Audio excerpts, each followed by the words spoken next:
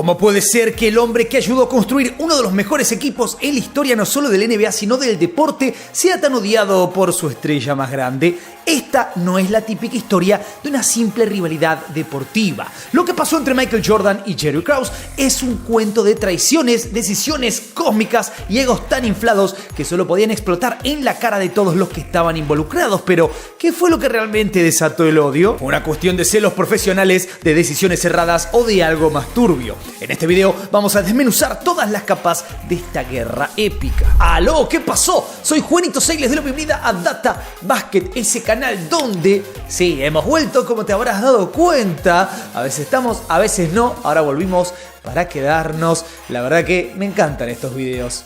Estaba muy ocupado, poco tiempo, pero amo el bendito básquet, así que toca ponerle un poco de pilas a este canal y tenemos unos videos que ya estamos cocinando que... Suscríbete porque te va a volar la cabeza. Spoiler alert, entonces sí, Jordan y Jerry ganaron 6 anillos juntos, pero como mínimo, se odiaban. Al nivel que Michael Jordan había pensado en dejar Chicago para no tener que respirar el mismo aire que ese señor. Ahora, la gran pregunta es, ¿fue Jerry Krause un genio? ¿O realmente fue el villano que acabó con la dinastía de los Chicago Bulls? Para poder entender bien esta historia hay que viajar al inicio de todo este quilombo y ver las primeras semillas que se fueron plantando. Jerry Krause no era el típico general manager de la NBA. No tenía el carisma ni el porte de un ejecutivo deportivo de élite. Su aspecto físico siempre fue un tema de burla en los círculos de la liga. Era un tipo bajo, con sobrepeso, y a menudo lo veían con migas de rosquillas por la ropa como si fuera una caricatura, un nerd obsesionado con su trabajo. Pero aunque las apariencias engañaban, Jerry tenía algo que lo diferenciaba, un ojo clínico para el talento. Desde sus primeros días como scout en los 60s, Krause había demostrado tener una habilidad especial para encontrar jugadores donde nadie más miraba. Trabajó en varios equipos antes de llegar a los Bulls, incluyendo los Baltimore Bullets, los Phoenix Suns y los Philadelphia 76ers, pero fue en Chicago donde realmente dejó su huella. Cuando Jerry Reinsdorf, dueño de los Chicago White Sox, compró también a los Bulls, sabía que Krause era el tipo que podía armar una estructura ganadora y no se equivocó. Krause comenzó a construir el equipo alrededor de Michael Jordan, el mejor jugador del planeta en ese momento y posiblemente en toda la historia del básquet. Lo que vino después fue historia pura. Sin embargo, su falta de habilidades sociales y su obsesión por tener el control total lo llevaron a ganarse el odio de todos, incluso de aquellos que se beneficiaban de sus decisiones. La relación con Michael Jordan comenzó a deteriorarse rápidamente cuando Jerry Krause dijo: no importa qué tan grande sea Michael Jordan, el éxito de esta organización depende de toda la organización, no de un solo jugador. Y si bien en cierta medida tenía razón, esta declaración fue percibida como una provocación directa a la estrella del equipo. Él quería poner a Jordan en su sitio, pero una vez más, estamos hablando de Michael Jordan. En una liga dominada por los egos más grandes del mundo, especialmente el de Jordan, ese fue un error imperdonable. Krause parecía no entender la magnitud del monstruo que había ayudado a crear. Un Jordan imparable en la cancha, pero también un tipo hipersensible a cualquier desafío a su estatus. El primer gran roce entre Jordan y Krause llegó durante la temporada 85-86 cuando Michael sufrió una fractura en su pie. Sin MJ en la cancha, los Bulls eran un equipo mediocre, pero cuando los médicos finalmente le dieron el visto bueno para volver a jugar, Krause tomó una decisión que desencadenaría la primera gran grieta en su relación con Jordan. Jerry no quería arriesgar a su estrella, al menos no por completo, e implementó una estricta restricción de minutos. Esto llevó a Jordan al borde del colapso emocional. No era solo que Krause lo estaba limitando a jugar apenas 7,5 minutos por mitad, sino que lo hacía de una manera humillante. Krause llegaba a las reuniones con un cronómetro en mano, como si estuviera supervisando cada segundo de la recuperación de Jordan. Para alguien tan competitivo como MJ, esto fue simplemente insoportable. Sentía que lo trataban como una pieza más en el tablero de ajedrez de Krause, cuando él se veía a sí mismo como el rey indiscutido de la liga. Para colmo, en una de esas reuniones clave, Krause llegó con un grabador, como si estuviera recopilando pruebas en una corte legal. Esa fue la gota que colmó el vaso. Jordan, que hasta ese momento había sido un joven entusiasta por el juego, se dio cuenta de que la NBA era un negocio frío y calculador. Desde ese momento, MJ nunca más confió en Krause y la relación se quebró para siempre. El siguiente golpe llegó en el draft de 1986, un año después de la traición del cronómetro. Jordan ya era una superestrella superestrella y tenía una opinión muy clara sobre lo que el equipo necesitaba. Johnny Dawkins, un base defensivo de Duke, era el jugador perfecto según MJ, pero Krause no estaba de acuerdo. En lugar de seguir el consejo de su estrella, seleccionó a Brad Sellers, un ala pivot alto y delgado que en la práctica nunca terminó de encajar en el equipo. En realidad, Brad, pobrecito, nunca terminó de encajar en la liga. Terminó su carrera con promedios de 6 puntos y 2 rebotes y medio. Poca cosa. Para Jordan, esto fue un ataque personal. Krause estaba dejando claro que él tomaba las decisiones y que MJ solo era una pieza más del rompecabezas. Como respuesta, Jordan hizo de la vida de Sellers un infierno. En cada entrenamiento lo destrozaba, forzándolo al límite como un castigo por haber sido el elegido de Krause. Este episodio marcó una nueva etapa en la relación entre ambos porque Jordan ya no solo desconfiaba de Jerry Krause, ahora lo odiaba activamente. A pesar de sus errores y de estar siempre con migas de rosquillas, el tipo tenía un talento. Jerry no era un cualquiera y por eso también tenía un cierto ego. El tipo muchas veces podía encontrar talentos ocultos. En el draft del 87 seleccionó a 2 jugadores que cambiarían la historia de los Bulls: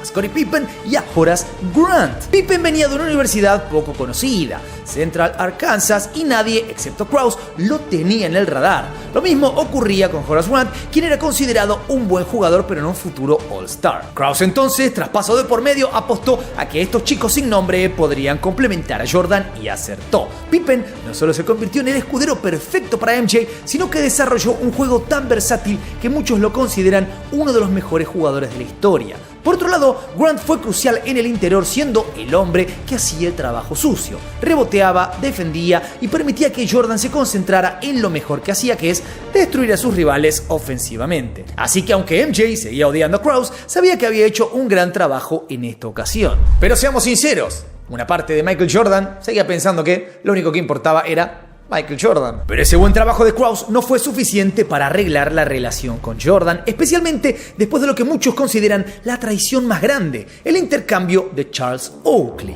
Oakley no solo era un jugador clave en la cancha, era el mejor amigo de Jordan y su protector contra equipos físicos como los Detroit Pistons. En el 88, Krause decidió que el equipo necesitaba un pivot más habilidoso en ataque y canjeó a Oakley por Bill Cartwright. Para MJ, esto fue una traición absoluta. No solo perdió a su mejor amigo, sino que además se enteró del intercambio por la televisión.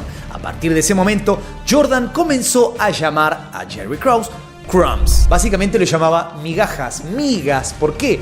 Por esta cosa que ya dijimos antes, que es que tenía una costumbre, el señor, de estar lleno de comida en su ropa, en su cara. Pero este apodo en realidad lo que nos mostraba es que el enemigo más feroz de Jerry Krause había avanzado un casillero. En 1989, Krause decidió despedir a Doug Collins, el entrenador que había llevado a los Bulls hasta las finales de conferencia. A pesar de ser un coach joven y enérgico, Collins no convencía a Jerry, quien prefería un enfoque más estratégico y menos dependiente de Jordan. Para Krause, la ofensiva de equipo era la clave del éxito y decidió apostar por Phil Jackson, un asistente poco conocido en ese momento. Jordan, furioso por la partida de Collins, lanzó un ultimátum: es él o yo. Pero Reinsdorf, el dueño de los Bulls, pidió paciencia. Al final, la decisión de Krause resultó ser acertada. Phil Jackson implementó el sistema de triángulo ofensivo y los Bulls ganaron su primer campeonato en 1991. Sin embargo, la relación entre Jordan y Krause seguía desmoronándose. Al principio, Krause y Jackson parecían ser el dúo perfecto.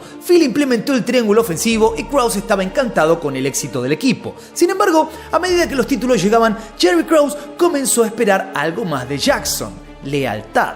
Krause quería que Phil defendiera sus decisiones, especialmente cuando Jordan y Pippen ridiculizaban al general manager en cada oportunidad. Pero Jackson, más relajado y poco convencional, nunca salió en defensa del señor Migajas, y esto para Jerry fue una traición personal. El resentimiento entre Krause y Jackson fue acumulándose a pesar de los campeonatos ganados, y a pesar de que los Bulls dominaban la NBA, la relación entre ellos se volvía cada vez más tensa. En los años 90, Jerry Krause estaba obsesionado con un jugador de allá, de lejos, de un sitio que la NBA miraba muy poco, me refiero a Europa. Que la NBA se fijara en Europa era una cosa rarísima en esas épocas, era un caso entre millones. Y justamente Krause se obsesionó con Toni Kukoc, un joven talento croata que muchos consideraban uno de los mejores jugadores fuera de la NBA. Krause veía a Kukoc como el futuro de los Bulls, algo que enfurecía a Jordan y Pippen. Para ellos, Kukoc era el nuevo favorito de Krause, mientras que ellos seguían rompiéndose el culo en la cancha para ganar campeonatos. El resentimiento llegó a su punto más alto en las Olimpiadas del 92, durante el legendario primer torneo del Dream Team. O bueno, único torneo del Dream Team, porque Dream Team son todos, entre comillas, pero el único Dream Team fue ese. Los otros eran grandes equipos, cada vez en una escala menor. Jordan y Pippen vieron el partido contra Croacia, donde jugaba Kukoc, como una oportunidad para humillar al joven europeo y demostrarle a Krause que no necesitaban a su chico. Lo que siguió básicamente fue una masacre. Kukoc apenas tocó la pelota. Fue brutalmente dominado y humillado por la feroz defensa de Jordan y Pippen. Pero Kukoc, cuando finalmente se unió a los Bulls en el 93, demostró que sí, tenía talento. Y no solo tenía talento, terminó siendo clave para este equipo. Pero ese partido olímpico fue básicamente uno de esos momentos que demuestran que esta batalla era real y era feroz. La temporada 97-98 fue la cúspide de las tensiones dentro de los Bulls. A pesar de haber ganado 5 campeonatos, el ambiente en el equipo era tóxico y todo parecía girar en torno a Jerry Krause. Durante esa temporada, Jerry tomó una decisión que enfureció tanto a Jordan como a Phil Jackson. Anunció públicamente que, sin importar el resultado, esa sería la última temporada de Phil como entrenador. Incluso si ganaban los 82 partidos y el campeonato, Jackson no iba a continuar. Esto provocó que Jordan anunciara que no iba a jugar para ningún otro entrenador que no fuera Phil. Y esto básicamente demuestra que el tipo también tenía un ego espectacular, porque esto no le aportaba nada al equipo. Al revés, resta. Entonces, si él quería otro campeonato, quería que el equipo por lo menos ese último año ganara, estaba haciendo todo para complicarlo más. Esa fue la estocada final en la relación entre Jordan y Jerry Krause. Cada partido de esa temporada fue una batalla no solo con los rivales, sino también contra la gestión de migajas. Aunque los Bulls ganaron su 6º campeonato en el 98, la alegría fue opacada por la inminente ruptura del equipo. Jackson dejó el equipo justamente, Jordan se retiró por segunda vez y Pippen fue traspasado. La dinastía de los Bulls, construida en gran parte por Jerry Krause, se derrumbó debido a sus propias decisiones. Pero Toni Kukoc siguió. Por lo menos, el chico favorito. La historia no ha sido muy amable con Jerry Migajas Krause. Aunque fue responsable de armar uno de los mejores equipos en la historia del NBA, su legado fue manchado por sus constantes enfrentamientos con Jordan, Pippen y Phil Jackson. Para muchos, Krause será recordado como el hombre que destruyó la dinastía de los Bulls, alguien cuyo ego y obsesión por el control interfirieron con el éxito del equipo. Imagínate si no hubiera sido un tipo tan egocéntrico, tan especial. ¿Cuántos campeonatos podrían haber ganado los Bulls? Quizás muchos más, o alguno más. 6, no, 7, 8. ¿No se habría retirado Jordan quizás en ese año 98? Puede ser, pero la realidad es mucho más compleja. Krause fue sin duda un genio del scouting. Jugadores como Pippen, Horace Grant, Toni Kukoc, Steve Kerr y Dennis Rodman no habrían llegado a Chicago sin su visión. Además fue Krause quien apostó por Phil Jackson cuando nadie más lo quería como entrenador. Aunque su relación terminó en ruinas, no se puede negar que Jackson no habría tenido su carrera legendaria sin la oportunidad que le dio Jerry. El problema de Krause no era su capacidad para armar equipos ganadores, sino su necesidad de reconocimiento y su falta de habilidades sociales. El tipo quería ser Michael Jordan cuando tenía que haber estado tranquilo en las sombras. En una liga dominada por egos gigantescos, Krause quería que se le diera crédito por el éxito del equipo y esa búsqueda de validación lo convirtió en el villano de la historia. Sin embargo, sin Krause, Jordan tal vez habría sido solo otro gran jugador del NBA sin los 6 anillos que lo consolidaron como el mejor de todos los tiempos. En la misma medida en que Jordan construyó a los Bulls en la cancha, Krause lo hizo desde las oficinas, y aunque nunca se reconciliaron, la historia de los Bulls no estaría completa sin el legado de ambos. Al final del día, ¿quién tenía razón? Tal vez nunca lo sabremos, pero lo que es indiscutible es que ambos fueron clave para crear una dinastía irrepetible. La opinión, como siempre, es tuya. Comentame por ahí abajo. ¿Quién fue más importante? ¿Michael Jordan o el que puso todo para que Michael Jordan pueda ser Michael Jordan? Interesante la pregunta, ¿eh? Comentame por ahí, no te olvides darle duro al botón de like, suscríbete, toca la campanita, seguime en todas mis redes. Soy Juanito 6, esto es Data Basket y nos veremos la próxima. Adiós.